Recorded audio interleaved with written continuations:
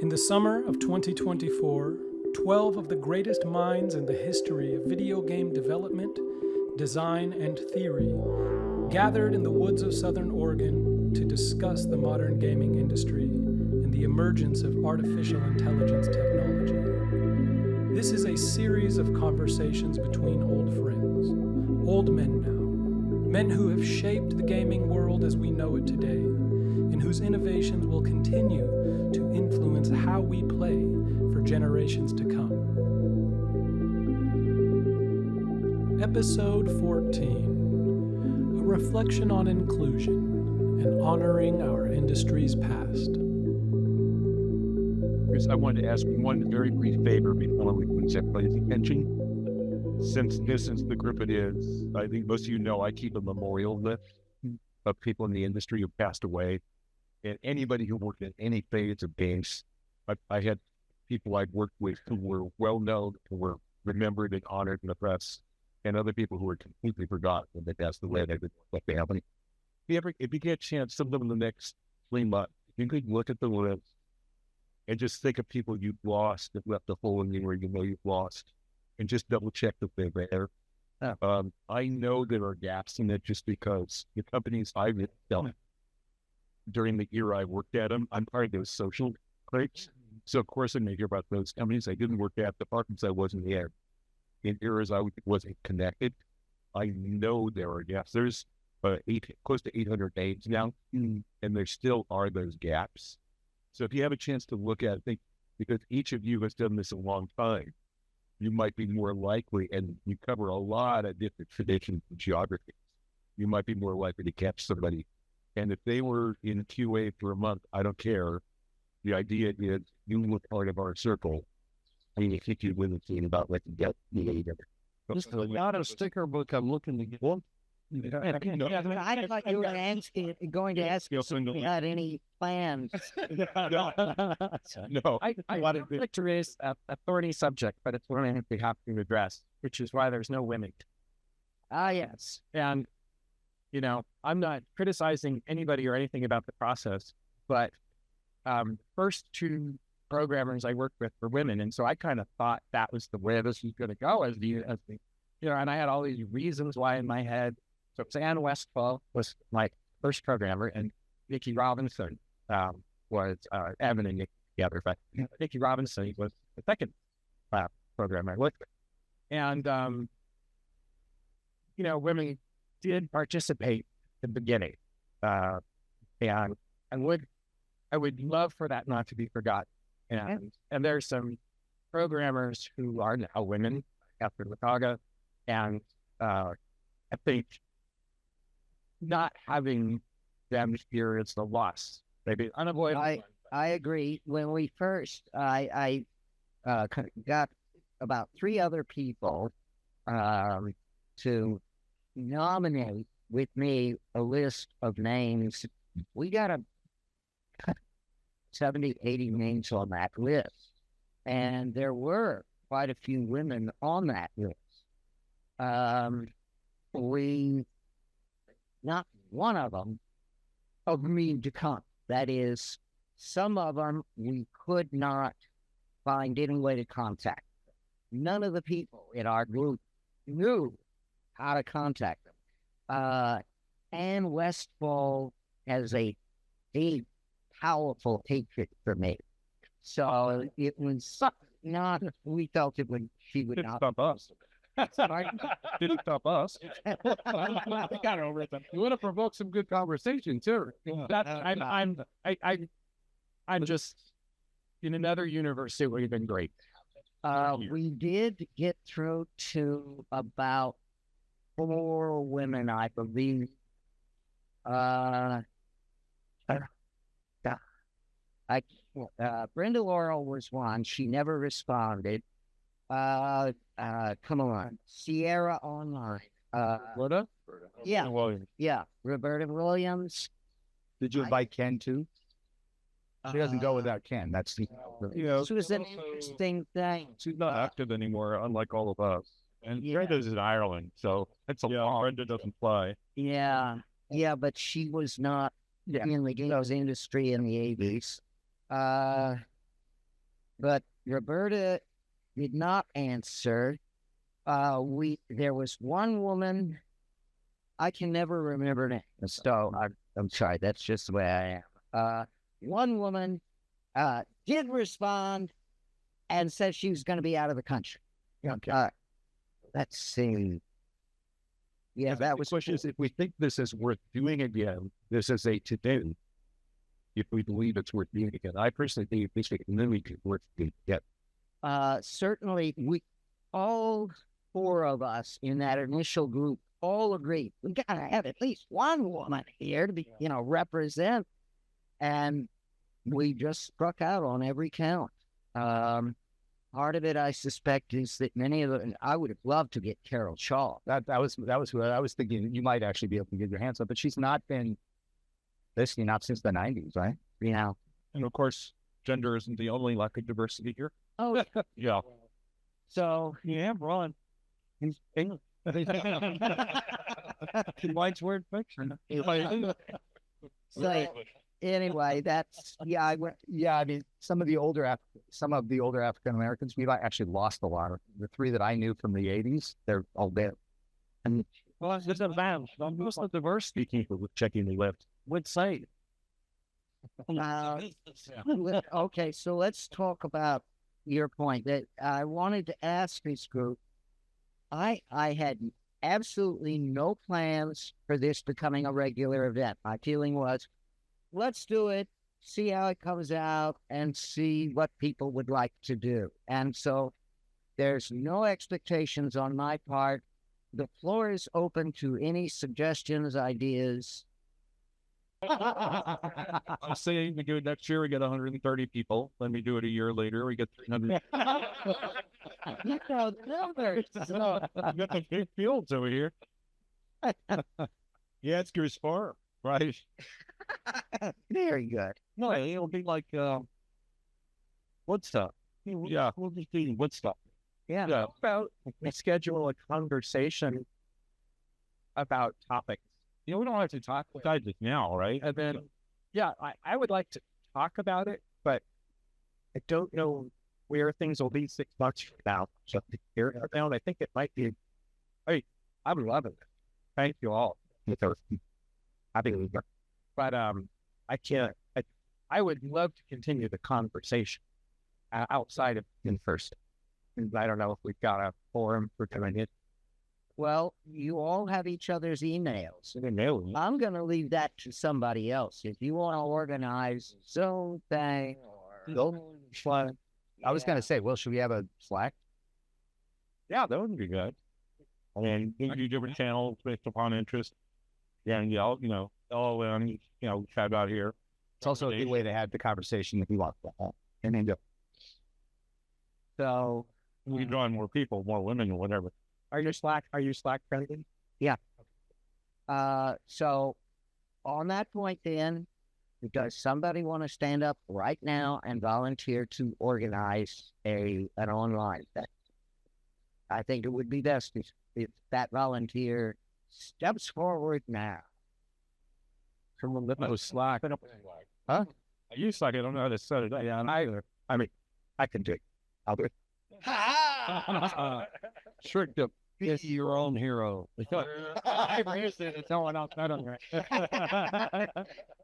Black hero. It's you who never suggest anything. No, I'm going to use LLMs to help me figure it out. Yeah, there you go. One thought is whether you want to keep it to the 80s, maybe whether to the 90s, you might be able to get, there might be more choices. Yeah, this generation, it was pretty much men. 5 years later, 10 years later, 15, you got a lot more women coming in, and it's gotten better in the 80s, right? My impression is that I've already said this was one of the best, the best group discussion I've ever been. And I believe a major part of it was the small size of the group. Because everybody could get their 2 cents worth in, except Sid. I think another question, like with Roberta, do we want to limit this to people who are still in the game? She made another game, didn't she? She announced they're going to release it. Yeah. Well, it's a real remake of something. No, it's like I would invite Lucy before I invite, but they're not in the game. I'd invite Lucy before I invite Roberta. Caps on how to expand the representation. Yeah, and I think maybe some elasticity on the time boundary, and we don't need to worry about the details right now. Elasticity on the time boundary will make it easier to be more diverse because we know the industry has both advanced and fallen, but over time in general, diversity has increased. Well, to me, sometime in the mid-90s, things shifted, right? So we suddenly got out of the hobbyist business and into the mainstream business. I don't know if that happened in 93 or 95 or whatever, but at sometime in that time period, it suddenly shifted different. We were thinking, oh yeah, one day this is going to be a mainstream media of some kind. And then all of a sudden, one day it was well on its way to being there. And now we won. That's exactly right. Since we won. Since about 95, every team I've been on had about 40% on it. Television, it's about 1/3 to 40%. Yeah. Either of you guys ever go to the Orlando office for EA?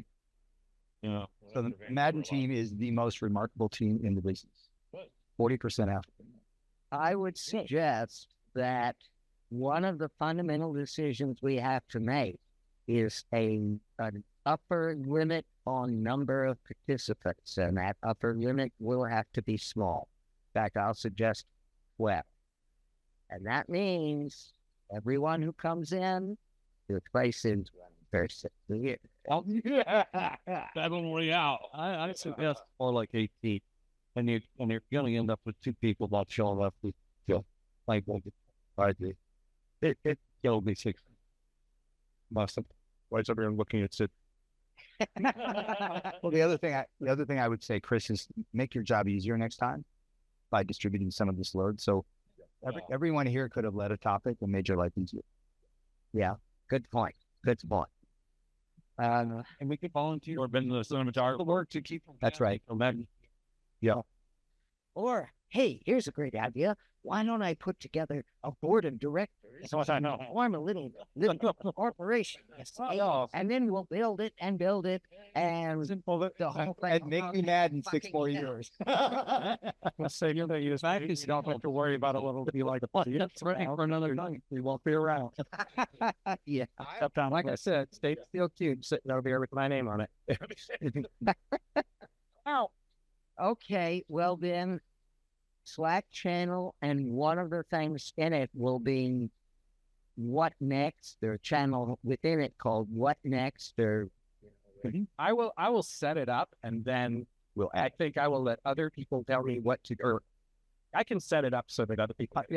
Everybody can add. Yeah, I commit to setting it up, which is a big deal, and we appreciate it because it is kind of a pain. Okay, so I think that covers everything we need to do today to proceed to the next step. I'm going to do my 1 5-minute sale job. I'm probably going to talk to every single one of you at one point or another about clean play, just because I have to counsel. So I'll explain to you what I'm doing, and you guys can tell me why I'm nuts, which I always do. Well, one thing's for certain, Sid, next year, right here. Or we're coming to Maryland. All right. Okay. Maybe it would be fair to go to Maryland. I don't know. Anyway. We're going to show up at your place. Too hot. It's hot and humid. You don't want to be here. Okay. Yeah, it's actually an interesting point. I was looking if they're projecting highs of 103, 106 this weekend. So I think we got really lucky. Oh, I looked at that already. Here? Yeah, 105 here would be something. What elevation are we at? 2,100 feet. So, yes, and we average in the summer 5 degrees cooler than down in the valley. Yeah, well, this is actually for Jacksonville. So, but even so, 106 going down to 101 or so is what off there. Not to, no, next weekend. Saturday. No, I'm just saying. This has been great. I wonder whether we want to aim a little earlier in the year just to be safer. Yeah. Sounds great. The other thing that is true is that there are people in this world that juniors go finish your product era. So being a little earlier might help. Wait a minute, it used to be the Christmas crunch. If you have to submit to a console publisher, that's not good enough. You want to ship in August? You need to be in June. And Microsoft's either in June also. Okay, I have a story to tell regarding that kind of deadline. I told it to somebody else here. Well,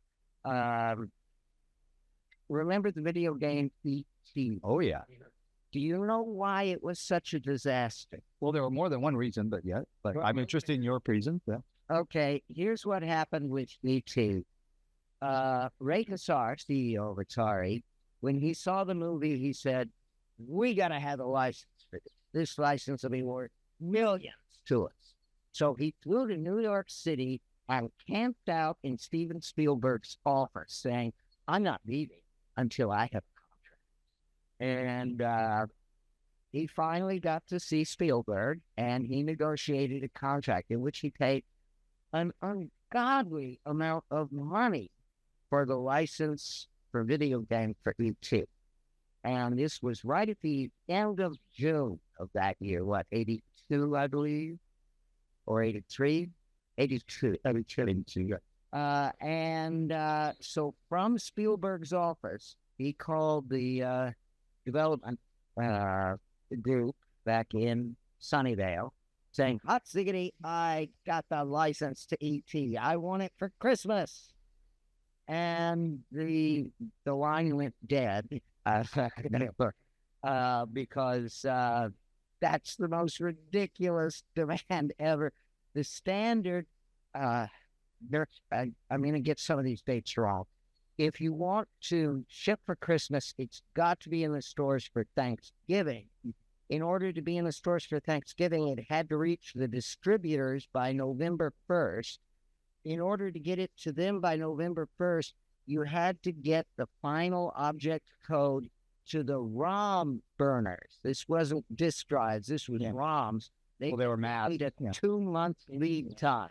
Oh, you were faster than us in television early on in the television. Yeah. They subtracted 6 months from ship to distributors. Yeah. And that was when the ROMs had to begin to start going through submission tests, manufacturing cycles of tests, and then they had cleaned up their act they'd gotten much faster by 82. But that meant Labor Day was when final code had to be delivered. Okay, so it's end of June. You have 10 weeks max to design, develop, test, and finalize. Is there an existing game that they just repurposed?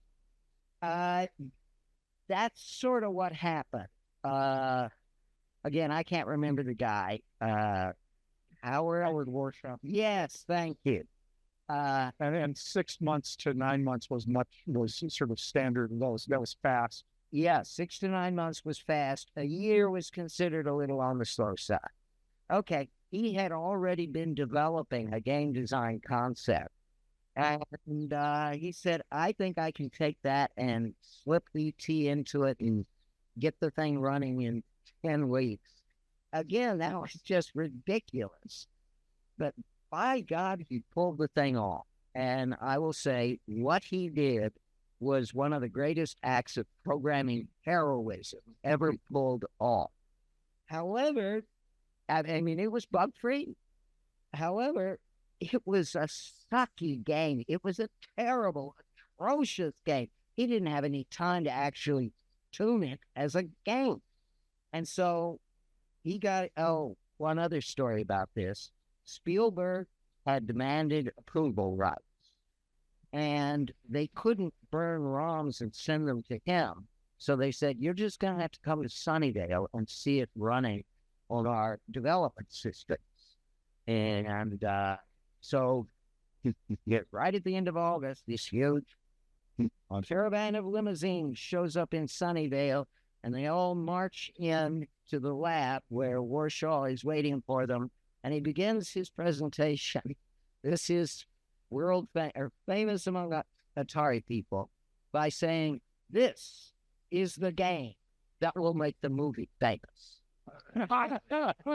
Wow. There was so cheeky.